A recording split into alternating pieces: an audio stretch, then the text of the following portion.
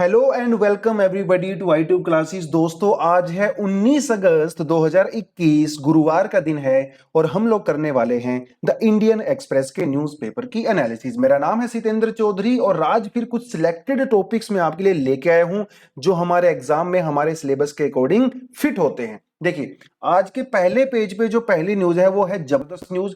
GS paper 2 ये आपका cover करता है, पॉलिटी वाला सेक्शन कवर करता है। और न्यूज एक बार पढ़ लेते हैं क्या है। कॉलेजियम रिकमेंड्स 8 हाई कोर्ट जजेस advocate to supreme court, 3 are in line for CGI, मतलब चीफ जस्टिस ऑफ इंडिया। तो इस पूरे सेंटेंस में हमें क्या चीज समझ में आती है। देखिए, जो कॉलेजियम होता है ये क्या होता है। कॉलेजियम एक जजेस का ग्रुप होता है। ये 5 जज होते हैं इस ग्रुप के अंदर, जिसके अंदर एक हमारे चीफ जस्टिस ऑफ इंडिया होते हैं, सीजीआई होते हैं, और 4 सीनियर मोस्ट जजेस होते हैं। अब इनका काम क्या होता है। जब भी किसी हाई कोर्ट के जज को अपॉइंट करना होता है सुप्रीम कोर्ट में, मतलब उसकी प्रमोशन जब करनी होती है, या फिर किसी एक हाई कोर्ट के जज को दूसरे हाई कोर्ट में ट्रांसफर करना पड़ता है, या फिर किसी सीनियर एडवोकेट को एज अ जज प्रमोट करना पड़ता है सुप्रीम कोर्ट में, तब यह कॉलेजियम अपनी रिकमेंडेशंस देता है। तो ये कॉलेजियम अपनी रिकमेंडेशन देता है, किसको, गवर्नमेंट को रिकमेंडेशन देता है। तो गवर्नमेंट वो रिपोर्ट जो है अपने जैसे आईबी वगैरह होती है उनको भेजती है, और गवर्नमेंट उन नामों के ऊपर अग्री भी कर सकती है और अग्री नहीं भी कर सकती है, डिसअग्री भी कर सकती है। लेकिन अगर वो गवर्नमेंट से रिकमेंडेशन के बाद, सपोज करो इन्होंने किसी का नाम रिकमेंड किया और गवर्नमेंट ने बोला कि नहीं नहीं इसको अपॉइंट नहीं करेंगे, उसके बावजूद भी अगर कॉलेजियम ने दोबारा से सेकंड टाइम अगर वही नाम की रिकमेंडेशन भेजी, then this is binding on the government. इसका मतलब सुप्रीम कोर्ट के जो जजेस होते हैं इनकी अपॉइंटमेंट में गवर्नमेंट ऑफ इंडिया का कोई खास रोल नहीं होता है। उनका सिर्फ यही रोल होता है कि उस रिकमेंडेशन को वापस भेज सकते हैं, दैट इट। तो आपको ये समझ में आया कॉलेजियम क्या होता है। अब अभी देखिए, थोड़े समय पहले जो है नरीमन जी वो रिटायर हुए थे, है ना। और हुआ, देखिए ये जो 5 जज होते हैं ना, इनमें से अगर 2 जज ने भी ना बोल दिया कि नहीं नहीं हम इस जज को अपॉइंट नहीं करेंगे, तो इसका मतलब वो रिकमेंडेशन काम नहीं करेगी। कम से कम 5 में से 4 जजेस को अग्री होना चाहिए। तो अभी थोड़े समय पहले जो नरीमन जी, दो जज थे जो रिटायर हो गए थे, वो यहाँ पे अड़ंगा अड़ा रहे थे। अड़ंगा इन द सेंस के वो अग्री नहीं कर रहे थे, जिसकी वजह से कॉलेजियम लॉकडाउन हो गया था। तो पिछले 22 महीने से, समझ लो लगभग 2 साल हो गए हैं, हमारे सुप्रीम कोर्ट में किसी भी नए जज की अपॉइंटमेंट नहीं हो पाई थी, क्योंकि नरीमन जी अग्री नहीं कर रहे थे उनके डिसीजन से। लेकिन अभी वो तो चले गए हैं रिटायर होके। जैसे ही वो रिटायर होके चले गए हैं, अभी देख सकते हो कॉलेजियम ने 8 हाई कोर्ट के जजेस को रिकमेंड किया है कि इनको सुप्रीम कोर्ट में बुलाया जाए, कुछ एडवोकेट को भी किया है, और जिसमें से जो 3 जो आपके नजर आ रहे हैं आपको यहाँ पे, इनको ये हमारे चीफ जस्टिस ऑफ इंडिया भी बनेंगे फ्यूचर में। तो जैसा कि आप यहाँ पे देख सकते हो, ये जो नागरत्ना जी हैं भैया, ये इंडिया की पहली महिला चीफ जस्टिस ऑफ इंडिया बनने वाली हैं। आज नहीं, 6-7 साल के बाद बनेंगी, लेकिन क्योंकि इनका नाम रिकमेंड कर दिया गया है और ये अपॉइंट होती हैं, तो भारत की पहली महिला चीफ जस्टिस ऑफ इंडिया बनने वाली हैं। ठीक है, बस इस आर्टिकल में तो इतना ही बताया गया है। फ्यूचर में डेफिनेटली इसके लिए कोई एडिटोरियल आने वाला है, तो उस एडिटोरियल को हम लोग करेंगे, लेकिन इस एडिटोरियल के लिए इतना ही। थोड़ा सा कॉलेजियम आपको बताना था क्या होता है, और ये थोड़ी सी न्यूज आपको देनी थी। चलिए, अगली जो न्यूज वही है, Taliban holds talks amid plans for the ruling council. ठीक है, वो तालिबान ने वहां पे कब्जा कर लिया है, आपको पता है अभी ये पावर में है, तो कैसे रूल करने वाले हैं, तो उसके बारे में बहुत ज्यादा डिस्कशन कर चुके हैं। तो हमारे एग्जाम के परस्पेक्टिव से छोटी मोटी डिटेल इंपॉर्टेंट नहीं है। इंडिया अफगानिस्तान के रिलेशनशिप को ऑलरेडी हम लोग कर चुके हैं, फ्यूचर में और करेंगे। देखिए, लेकिन आज के इस पूरे न्यूज पेपर में, या मैं कहूं कि अभी रिसेंट समय में अगर कोई बेस्ट न्यूज आई है तो वो ये है। देखिए, गर्ल्स को यानी कि वीमेन को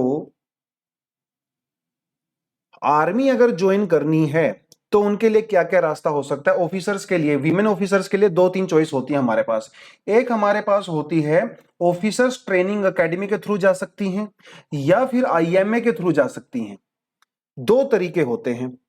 लेकिन एनडीए के थ्रू, एनडीए का एग्जाम कौन कंडक्ट कराता है, यूपीएससी कंडक्ट कराता है, नेशनल डिफेंस एकेडमी। इसमें जो है सिर्फ और सिर्फ बॉयज ही जा सकते थे। 12th स्टैंडर्ड के बाद आपका एग्जाम होता है, एनडीए सबको पता है ना, वहां पे एसएसबी होती है 5 दिन की। अगर आपने किसी ने दिया होगा तो आपको पता होगा। इसके अंदर सिर्फ और सिर्फ बॉयज जा सकते थे, लेकिन सुप्रीम कोर्ट ने अभी कहा है कि इसमें महिलाओं को भी जाने दिया जाए। तो अगर किसी लड़की को, किसी वुमन को अगर अपना आर्मी में एज एन ऑफिसर करियर बनाना है तो उसके लिए एक एवेन्यू यहां पे और खुल गया है। क्योंकि आर्मी बड़ा हेजिटेंट कर रही थी एनडीए के थ्रू, लेकिन अभी सुप्रीम कोर्ट ने बोला है कि आपका जो पुराना पॉइंट ऑफ व्यू है, जो नैरो पॉइंट ऑफ व्यू है, उसको चेंज करने की जरूरत है और यूपीएससी को जल्दी से जल्दी आप इंस्ट्रक्शन दीजिए कि ताकि वो एग्जाम कंडक्ट कराएं। देखिए अभी अगस्त का महीना चल रहा है, सितंबर में एग्जाम है, तो अगर किसी ने तैयारी की है एग्जाम की और अगर कोई इसको देख रहा है, इस हमारे न्यूज एनालिसिस को, आपको मैं बता दूं कि आप एनडीए का फॉर्म भरने के लिए एलिजिबल हो। अगर आपकी एज है आप भर सकते हो, और अगर आप इंटरेस्टेड हो तो। कितनी शानदार न्यूज है, कैसे गर्ल्स को, वीमेन को हम लोग ज्यादा से ज्यादा पार्टिसिपेशन दे रहे हैं हर मामले में। देखिए नेवी में और एयरफोर्स में तो पहले ही महिलाएं कम्बाट ऑपरेशंस में हैं, उनका थोड़ा सा पॉइंट ऑफ व्यू भी ब्रॉड है, लेकिन आर्मी थोड़ा सा हिचकिचाती है वीमेन को जो है कम्बाट ऑपरेशंस के लिए। लेकिन अभी धीरे धीरे जैसे सुप्रीम कोर्ट बोल रहा है और सरकार के भी एटीट्यूड में जो थोड़ा सा चेंज आ रहा है, तो फ्यूचर में हम और देखेंगे कि महिलाएं ज्यादा से ज्यादा आने वाली हैं। इससे पहले भी हम लोगों ने देखा था कि जो पहले टेम्परेरी बेसिस पे जो कमीशन के थ्रू वीमेन जाती थी, उनको भी बोल दिया था सुप्रीम कोर्ट ने पिछले साल कि उनको आप परमानेंट कमीशन में ला सकते हो, है ना। तो ये थोड़ी सी न्यूज आपको यहाँ पे थोड़ा पता होना चाहिए, एक अच्छी न्यूज है। उसके अलावा इंडिया ऑस्ट्रेलिया ने डॉक्यूमेंट साइन किया है अपने नेवल टाइज को बूस्ट करने के लिए। कोई खास न्यूज नहीं है, लेकिन उन्होंने एक joint guidance for the Australia Indian navy and Indian navy relationship एक ये साइन की है, सेरेमनी सेलिब्रेट की है। और आपको पता ही है कि इंडिया और ऑस्ट्रेलिया के रिलेशनशिप काफी अच्छे हैं, स्पेशली डिफेंस मामले में, क्योंकि ये क्वाड्रिलेटरल सिक्योरिटी डायलॉग का पार्ट है, क्वाड का पार्ट है। क्वाड में जो है हमारे साथ जापान भी है, क्वाड में हमारे साथ यूएसए भी है, ऑस्ट्रेलिया और इंडिया, है ना। और अभी ये चारों कंट्री मालाबार नेवल एक्सरसाइज भी करने वाली हैं इसी साल, जो कहां पे होती है, आपकी इंडियन ओशन में होती है, या तो बे ऑफ बंगाल में होती है या अरेबियन सी में होती है। चलिए जी, अगला जो न्यूज है दैट इज एक्सप्रेस नेटवर्क में हम लोग क्या क्या करने वाले हैं। India decides to ratify Kigali, अरे क्या जबरदस्त न्यूज है। जीएस पेपर 3 में आपका इकोलॉजी और एनवायरनमेंट वाले सेक्शन से इंपॉर्टेंट है, क्योंकि क्लाइमेट चेंज, चाहे वो प्रीलिम्स हो, चाहे वो मेंस हो, चाहे वो आपका इंटरव्यू भी क्यों ना हो, क्लाइमेट चेंज एक बहुत ही इंपॉर्टेंट टॉपिक प्ले करता है। कैसे? देखिए, जब हम बात करते हैं क्लाइमेट चेंज की, तो यहां सबसे बड़ा विलन कौन होता है? Green house gases, right. Green house gases में जैसे आपकी कार्बन डाइऑक्साइड हो गया, आपका मीथेन हो गया, और भी बहुत सारी गैसेस हैं ग्रीन हाउस गैसेस। अब क्लाइमेट चेंज को लेके हमारे पास एक ट्रीटी थी, क्योटो प्रोटोकॉल, आपको पता है। लेकिन यहां पे जो मेन मुद्दा है वो क्लाइमेट चेंज का नहीं है दोस्तों, यहां पे मेन मुद्दा है ओजोन का। जिस तरह से क्लाइमेट चेंज के लिए ये कार्बन डाइऑक्साइड, मीथेन वगैरह रिस्पॉन्सिबल होती हैं, उसी तरह कुछ गैसेस ऐसी होती हैं जो ओजोन को डिप्लीट करती हैं, ओजोन को कमजोर करती हैं, जिसकी वजह से ओजोन होल हो गया, स्पेशली हमारे नॉर्थ पोल और साउथ पोल के ऊपर। और ओजोन क्या करता है? ये अल्ट्रावायलेट रेज को ऑब्जॉर्व करता है, उनको धरती पे नहीं आने देता, क्योंकि ultraviolet rays are very dangerous. अगर आप इनके एक्सपोजर में आते हो तो आपको कैंसर हो सकता है, स्पेशली स्किन कैंसर। तो कुछ ऐसे सब्सटेंस हैं जैसे क्लोरोफ्लोरोकार्बन, क्लोरोफ्लोरोकार्बन या हाइड्रोक्लोरोफ्लोरोकार्बन, जिसके अंदर क्लोरो आता है ना, समझ लो वो ओजोन डिप्लीटिंग सब्सटेंस है। अब हुआ क्या था, हम लोगों ने एक मॉन्ट्रियल प्रोटोकॉल हुआ था 1989, इसमें ये डिसीजन लिया गया था कि जो ओजोन डिप्लीटिंग सब्सटेंस हैं, केमिकल्स हैं, जैसे क्लोरोफ्लोरोकार्बन्स, इनको हम बैन करेंगे, बैन करेंगे। अब ये समझिए क्लोरोफ्लोरोकार्बन कहां पे यूज होता है भैया? ये यूज होता है एयर कंडीशनर्स में, आपके रेफ्रिजरेटर्स में। तो क्लोरोफ्लोरोकार्बन को बैन करने की बात की गई थी क्योंकि ओजोन को डिप्लीट कर रहा था। चलिए ठीक है भैया, क्लोरोफ्लोरोकार्बन तो आप बैन कर दोगे, लेकिन इसको रिप्लेस किससे करोगे? अब रेफ्रिजरेटर को तो बनाना ही है, एयर कंडीशन को तो आप बंद नहीं कर सकते। तो ये डिसीजन लिया गया कि क्लोरोफ्लोरोकार्बन को बंद करके आप हाइड्रोफ्लोरोकार्बन का यूज कर सकते हो, एचएफसी का यूज कर सकते हो, क्योंकि एचएफसी जो है वो ओजोन डिप्लीटिंग सब्सटेंस नहीं है, जबकि क्लोरोफ्लोरोकार्बन है। तो ये डिसीजन लिया गया था मॉन्ट्रियल प्रोटोकॉल में। बाद में अब जो ये, तो देखिए ऐसा तो है नहीं कि एक रात में ही आप क्लोरोफ्लोरोकार्बन बंद कर दोगे यूज करना, धीरे धीरे करोगे ना। तो इसके लिए अलग अलग टारगेट रखे गए थे, जैसे अमेरिका और चाइना के लिए, अलग अलग कंट्री के लिए अलग अलग टारगेट रखे गए थे ठीक है, जैसे 80% जो है वो आपको 2047 तक खत्म करना है, तो उसके बाद जो है यूएसए को 2045 तक करना है, चाइना को 2035 तक करना है। तो अलग अलग कंट्री के लिए जो है अलग अलग टारगेट रखे गए थे कि क्लोरोफ्लोरोकार्बन को कंप्लीटली बंद करना है, ताकि 2100 तक ये ओजोन के अंदर जो होल है उसको रिकवर किया जा सके। अभी उसमें समय है, लेकिन अभी से प्रयास करने पड़ेंगे। अब चलिए, क्लोरोफ्लोरोकार्बन को आपने हाइड्रोफ्लोरोकार्बन से रिप्लेस तो कर दिया, लेकिन यहां पे समस्या दूसरी, एक सॉल्यूशन आपने किया, दूसरी प्रॉब्लम यहां पे हो गई। क्या प्रॉब्लम हुई कि भैया ये जो हाइड्रोफ्लोरोकार्बन है ना, ये बहुत खतरनाक, बहुत ही ज्यादा पोटेंट ग्रीन हाउस गैस है, much much potent then the methane and the carbon dioxide.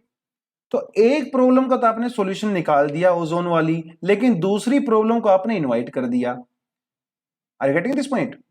तो ये डेवलप्ड जो कंट्री थी, ये लगातार डिमांड कर रही थी कि आप हाइड्रोफ्लोरोकार्बन को भी बंद कीजिए।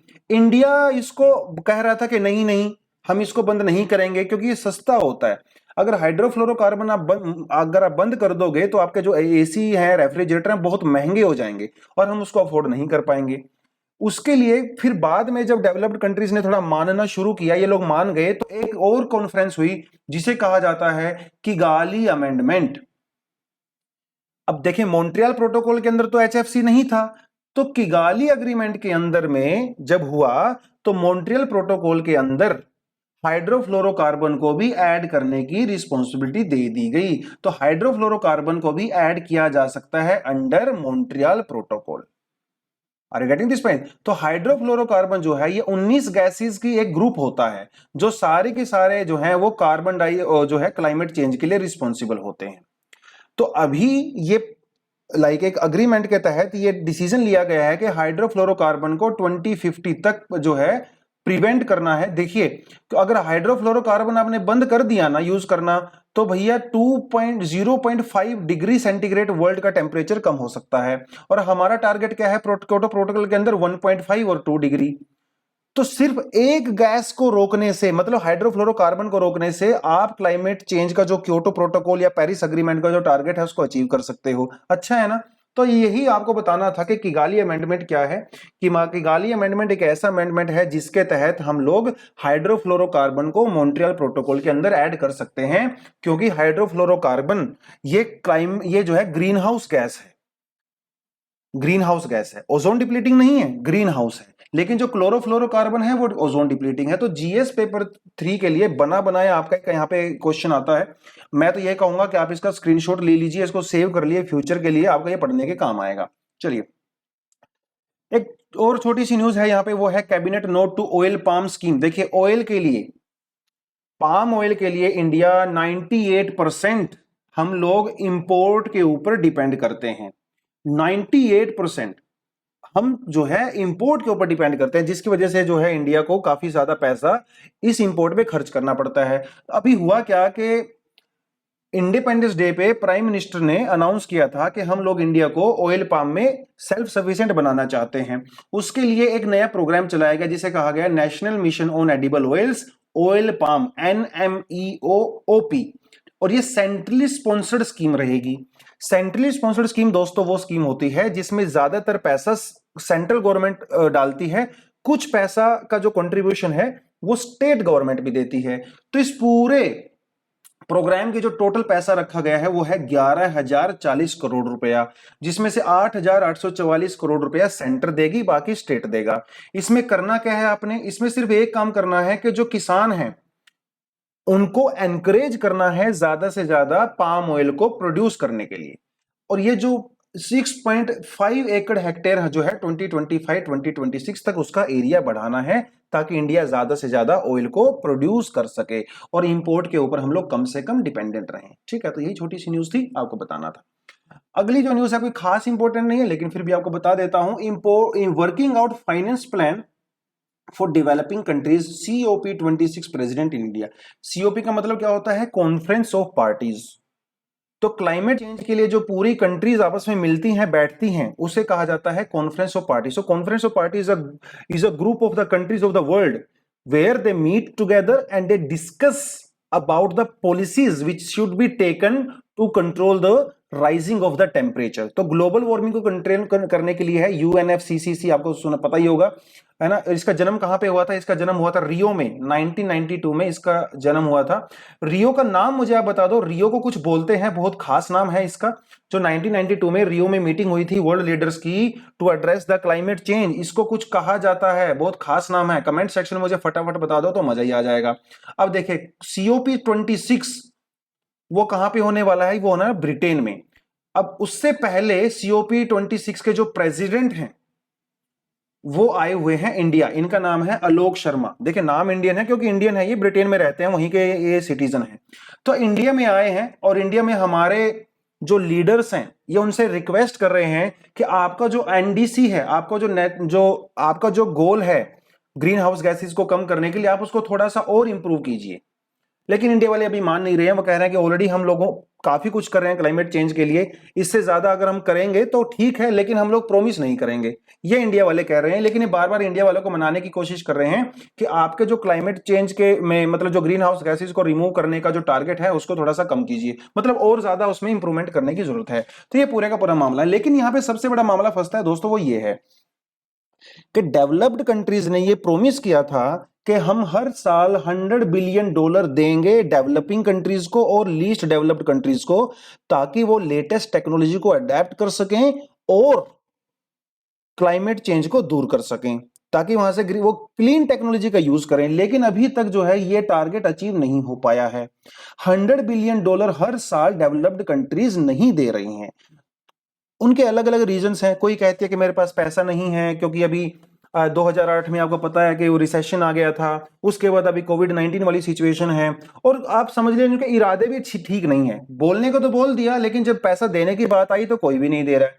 तो इंडिया है जो स्पेशली और डेवलपिंग कंट्रीज है वो डिमांड कर रहे हैं कि डेवलप्ड कंट्रीज हम लोगों को टेक्निकली हेल्प करें, ताकि हम अपने यहाँ पे अच्छे स्टेप्स ले सकें ग्रीन हाउस गैसेस को एमिशन को कम करने के। तो ये जो अभी COP के जो प्रेसिडेंट हैं आलोक शर्मा जी, ये यही कह रहे हैं कि वो कोशिश करेंगे, डेवलप्ड कंट्रीज को रिक्वेस्ट करेंगे कि वो ज्यादा से ज्यादा डेवलपिंग कंट्रीज की पैसा देके हेल्प करें। ठीक है, तो ये पूरी का पूरा मामला था। एक और बिल्कुल छोटी सी न्यूज, 2 सेंटेंस की न्यूज है। Covid R value drops below 1 including Kerala, north east state. देखिए केरला में सबसे ज्यादा कोविड के केस आ रहे थे, तो वहां पे आर वैल्यू कम हो रही है। अब आप पूछोगे सर आर वैल्यू क्या है? आर वैल्यू का मतलब होता है रिप्रोडक्शन वैल्यू, मतलब एक इंसान कितने इंसानों को इंपैक्ट कर रहा है, इन्फेक्ट कर रहा है। अगर एक आदमी एक इंसान को इन्फेक्ट कर रहा है तो इसका मतलब आर की वैल्यू 1 है। अगर एक आदमी 2 लोगों को इन्फेक्ट कर रहा है तो इसका मतलब आर की वैल्यू 2 है। अभी आर की वैल्यू 1 से कम हो गई है। अगर आर की वैल्यू 1 से कम हो जाती है, इसका मतलब यह है कि और ज्यादा नए केस नहीं आ रहे हैं और नंबर ऑफ केसेस धीरे धीरे कम हो रहे हैं। तो ये एक अच्छी न्यूज है इंडिया के लिए कि इंडिया में जो है कोविड के केसेस कम हो रहे हैं, स्पेशली केरला और नॉर्थ ईस्ट, क्योंकि केरला में काफी ज्यादा केस आ रहे थे। तो ये एक अच्छी न्यूज है हमारे लिए। लेट्स होप के आर की वैल्यू और ज्यादा कम हो जाए और इंडिया में थर्ड वेव ना आए। आज का जो एडिटोरियल है वो है गार्जियन ऑफ द हाउस। हम बात कर रहे हैं पार्लियामेंट्री हाउस के बारे में। तो आज का हम लोग ये आर्टिकल, ये एडिटोरियल डिटेल में देखने वाले हैं। आपके GS पेपर 2 के लिए बहुत बहुत इंपॉर्टेंट है। इसी तरह के क्वेश्चन, एनालिटिकल क्वेश्चन आपसे एग्जाम में पूछे जाते हैं, बहुत इंपॉर्टेंट है। इसको आप सेव कर सकते हो फ्यूचर में रिकमेंड कर पढ़ने के लिए। ठीक है, उसके अलावा ये आप पढ़ सकते हो अगर आपके पास समय है, क्योंकि पहले मैं बता चुका हूं इन्फ्लेशन और RBI वो पूरे का पूरा मामला आपको कई बार कर चुके हैं, but still if you have time तो आप इसको भी एक बार पढ़ सकते हो। रिकमेंड इसको मैं करता हूं। अगर आपको इकोनॉमी की थोड़ी बहुत समझ है तो उसको आप पढ़ सकते हो। ठीक है, उसके अलावा द फ्यूचर इज फीमेल, आप इसको भी पढ़ सकते हो, रिकमेंडेड है। ये आपको कई बार सोसाइटी वाले क्वेश्चंस में पूछ सकता है, ऐसे में भी पूछ सकता है। ज्यादा बड़ा एडिटोरियल नहीं है, बिल्कुल छोटा सा है, 3 पैराग्राफ का, तो इसको भी आप कवर कर सकते हो, रिकमेंडेड है ये भी। उसके अलावा इसको आप कंप्लीटली छोड़ सकते हो क्योंकि पॉलिटिकल है, इसको पढ़ने की जरूरत नहीं है। अंडरस्टैंडिंग तालिबान, ये कितना तालिबान पढ़ेंगे भाई, आप तो न्यूज देना बंद करो तालिबान वाली। उसके अलावा एक शॉर्टर हेयर कट, ठीक है, इसके बारे में भी आप पढ़ सकते हो, लेकिन इसको तभी पढ़ना जब आपको इकोनॉमी की समझ है। अगर आपने इकोनॉमी के बेसिक्स कवर कर रखे हैं तब आप इसको पढ़ सकते हो, क्योंकि IBC जो है insolvency and the bankruptcy code जो 2016 में पास हुआ था, इसके बारे में है। कैसे ईज ऑफ डूइंग बिजनेस को इंप्रूव करने के लिए इसको इंट्रोड्यूस किया गया था। तो ये जो एडिटोरियल है आज का स्पीकर वाला, ये अभी मैं आपको थोड़ी देर में कराऊंगा, लेकिन उससे पहले हम लोग और सेक्शन देख लेते हैं। सबसे एंड में उसको ही कराऊंगा, बने रहिए साथ में, मजा आएगा करने में, इंटरेस्टिंग रहेगा। देखिए, अफगानिस्तान के न्यू रूलर बिल्कुल भी नहीं इसको देखना है, ये कहानी बहुत होगी भैया तालिबान वाली। या ये जो आर्टिकल है आपके लिए ये काफी इंपॉर्टेंट है। Adding micro nutrients to rice, how, why and how much. अभी 15 अगस्त की स्पीच पे प्रधानमंत्री जी ने एक बात बोली थी, और ये बात बोली है कि हम लोग फोर्टिफिकेशन ऑफ राइस करने वाले हैं अंडर वेरियस स्कीम्स, जैसे पब्लिक डिस्ट्रीब्यूशन सिस्टम और मिड डे मील। अब ये फोर्टिफिकेशन ऑफ राइस क्या है, टॉपिक है ये, और ये काफी इंपॉर्टेंट टॉपिक है। जीएस पेपर 3 में हेल्थ वाले सेक्टर से आपको क्वेश्चन पूछा जा सकता है, इंपॉर्टेंट है। देखिए, एक चीज मैं आपको बताता हूं कि इंडिया जो है हंगर इंडेक्स में आउट ऑफ 107 कंट्रीज इंडिया का रैंक आता है 94। इंडिया में जो हंगर है वो एक्सट्रीम हंगर है भैया, सीरियस हंगर कंट्री है। इंडिया का जो माल न्यूट्रिशन है उसकी समस्या भी बहुत खतरनाक है। इंडिया में हर दूसरी महिला अनीमिक है, मतलब उसमें खून की कमी है। 50% वीमेन इंडिया में उनको खून की कमी है। हर तीसरा बच्चा इंडिया में जो है स्टंटेड है, मतलब उसकी ग्रोथ नहीं हो रही है, उसके अंदर वजन कम है, उसकी हाइट कम है। क्यों? और ये सारा क्यों, इसके पीछे रीजन क्या है? क्योंकि उनको न्यूट्रिशन नहीं मिल पाता है। हमारी कंट्री में क्या है, हमारी कंट्री का जो स्टेपल फूड है वो है राइस। 2/3 कंट्री की पॉपुलेशन वो राइस खाती है। और राइस में ना दोस्तों सिर्फ आपकी भूख जाती है, राइस के अंदर कोई न्यूट्रिएंट्स नहीं होते हैं। लेकिन आप दोस्त लोगों को ये तो नहीं बोल सकते कि राइस खाना बंद करो, वो तो खाना ही पड़ेगा। इसीलिए ये जरूरी है कि उस राइस के अंदर न्यूट्रिएंट्स होने चाहिए। कौन से न्यूट्रिएंट? Micro nutrients. ठीक है, जैसे माइक्रो न्यूट्रिएंट की अगर हम यहां पे बात करें तो आप उसमें बोल सकते हो आयरन, फोलिक एसिड और B12। B12 से जो है आपको स्ट्रेंथ मिलेगा, आयरन और फोलिक एसिड से आपके अंदर जो है ब्लड बनेगा, है ना। तो ये आप जो अगर एनीमिक हो, स्टंटेड हो, तो इससे आपकी वो प्रॉब्लम दूर हो सकती है। तो हमारा काम यही है कि जो चावल आप नॉर्मली खाते हो उस चावल के अंदर इन माइक्रो न्यूट्रिएंट्स को ऐड किया जाए, जिसे कहते हैं फोर्टिफिकेशन, मतलब adding micro nutrients to the regular rice. अगर हम एफएसएसआई की बात करें तो उसको डिफाइन करता है deliberately increasing the content of the essential micronutrients in a food so as to improve the nutritional quality of the food and provide public health benefit with minimum risk to health. मतलब आप जो चावल खाते हो उसके अंदर micro nutrients को add करना है। इसके लिए कई सारी टेक्निक का यूज किया जाता है। एक टेक्निक होती है कोटिंग एंड डस्टिंग, तो आपको ये एग्जाम में पूछ सकता है, वो एग्जाम में, ठीक है। Which of the following technology are use for the fortification of the rice? Coating and dusting. और जो सबसे ज्यादा यूज की जाती है वो है एक्सट्रूजन। देखिए, थोड़ा सा आपका एक्सट्रूजन के बारे में बता दिया तो एक्सट्रूजन की टेक्नोलॉजी क्या कैसे होती है। जो आपका राइस होता है ना, राइस का जो आटा होता है, राइस को आटे में जो है पानी में भिगोया जाता है। पानी में भिगोने के बाद इसको एक मशीन से निकाला जाता है। यह मशीन क्या करती है, जो नॉर्मल राइस होते हैं उसकी शेप ऐसे बना देती है। तो बेसिकली हम लोग क्या कर रहे हैं, चावल के आटे में अब इसमें आटा मिलाया, पानी मिलाया और प्लस इसमें जो है माइक्रो न्यूट्रिएंट्स मिला दिए, उनको मिक्स कर दिया। अब इस सारे मिक्सचर को हम लोग एक मशीन में डालते हैं और उस मशीन से जो है छोटे छोटे ऐसे चावल निकल के आते हैं ड्राई फॉर्म में। और जो आपके नॉर्मल राइस होते हैं आप इनको मिक्स कर देते हो, आपका हो जाता है फोर्टिफाइड राइस। छोटा सा प्रोसेस है, लंबा चौड़ा प्रोसेस नहीं है, लेकिन अभी आपके राइस के अंदर माइक्रो न्यूट्रिएंट्स भी ऐड हो गए हैं। आप इसको नॉर्मल तरीके से पका सकते हो, नॉर्मल तरीके से खा सकते हो, कोई खास स्पेसिफिक नहीं करना पड़ता इसके लिए। तो क्या करने वाले हैं हम लोग, जो मिड डे मील दिया जाता है बच्चों को स्कूल्स में, मिड डे मील में हम इसको ऐड करेंगे। और जो PDS system, public distribution system के थ्रू जो चावल बांटे जाते हैं वहां पे इसको ऐड करेंगे। इससे हो सकता है इंडिया की जो माल न्यूट्रिशन वाली प्रॉब्लम है वो सोल्व हो जाए। पहले भी इसको अप्लाई किया गया है कई बार, जो है 15 डिस्ट्रिक्ट में, जो है 15 स्टेट में इसको अप्लाई किया गया था 2019 और 2020 में। महाराष्ट्र और गुजरात में भी इसको अप्लाई किया गया है, अच्छे रिजल्ट इसके आए हैं। और अगर मैं वर्ल्ड ओवर बात करूं तो United states, Papua New Guinea, Philippines, Solomon island, कई जगह पे इसको पहले भी यूज किया जा चुका है। एक मतलब ट्राइड और टेस्टेड टेक्नोलॉजी है, तरीका है, तो इसको हम लोग यूज कर सकते हैं, करना भी चाहिए, है ना। चलिए, तो और कोई खास न्यूज नहीं है यहाँ पे। एक खास न्यूज ये है कि US health official call for the covid booster. देखिए, ऐसा देखा गया है कि जिन लोगों ने 2 डोज ली हैं कोविड की वैक्सीन की, उनकी इम्यूनिटी धीरे धीरे कम हो जाती है। तो ऐसा भी जरूरत पड़ सकती है फ्यूचर में कि उनको तीसरी डोज की भी रिक्वायरमेंट हो। ठीक है, देखना रहेगा। इंडिया में तो अभी इसके बारे में कुछ बोला नहीं गया है। अगली जो बात है कि इकोनॉमी सेक्शन से अगर हम लोग करने लगे तो जीएस पेपर 3 से oil bonds aim to insulate customers expert see scope for the fuel cess cuts. देखिए ये पूरी न्यूज में छोटी सी आपको शॉर्ट में बता देता हूं। न्यूज ऐसी है कि जब कांग्रेस की सरकार थी उस समय में जब तेल के प्राइस बहुत ज्यादा हाई हो रहे थे तो उन्होंने इसके प्राइस कम करने के लिए ऑयल बॉन्ड इशू किए थे। ऑयल बॉन्ड का मतलब यह है कि सरकार ने पैसा बोरो किया था ताकि जो ऑयल कंपनीज होती हैं उनको पैसा दिया जा सके और तेल के प्राइस को कम किया जा सके। It's a type of subsidy to the people. अब ऑयल कंपनी तो पैसा मांगेंगी तो ऑयल बॉन्ड के थ्रू पैसा रेज किया गया था और इन कंपनीज को हेल्प किया गया था। अब जो सरकार ने पैसा बोरो किया था पिछली सरकार ने, तो भैया इसके ऊपर इंटरेस्ट रेट तो आपको देना ही पड़ेगा। जो पैसा आपने बोरो किया है इसको चुकाना भी तो पड़ेगा ना। तो सरकार ये कह रही है कि जो पिछली सरकार ने पैसा लिया था उसको चुकाने के चक्कर में मैं ऑयल का प्राइस बढ़ा रहा हूं। अभी इंडिया में पेट्रोल और डीजल के प्राइस इसलिए इतने ज्यादा हैं क्योंकि पिछली सरकार ने जो उधारी ली थी उस उधारी को मुझे चुकाना पड़ रहा है। लेकिन ओपोजिशन वाले जो है इसके गाली दे रहे हैं। तो मुझे सिर्फ आपको जो है ये ऑयल बॉन्ड के बारे में बताना था। ऑयल बॉन्ड कुछ नहीं होता है, ये एक बोरो करने का मेथड होता है। सरकार ऑयल बॉन्ड इशू करके पैसा बोरो कर सकती है मार्केट से, ठीक है, लेकिन चुकाना तो पड़ता है वो बाद में। अगली जो न्यूज आती है horizon of the NDB. NDB का मतलब होता है क्या? एनडीबी का मतलब होता है न्यू डेवलपमेंट बैंक। तो ये जो है जो ब्रिक्स कंट्री होती हैं इनका एक बैंक है और ब्रिक्स कंट्री के अंदर जैसे Brazil, Russia, India, China, south Africa, in country में जो इंफ्रास्ट्रक्चर प्रोजेक्ट होते हैं ये उसके लिए पैसा देता है। इंडिया में जैसे जो मुंबई रेल, मेट्रो रेल है उसके लिए पैसा दिया गया है, एनडीबी ने दिया है।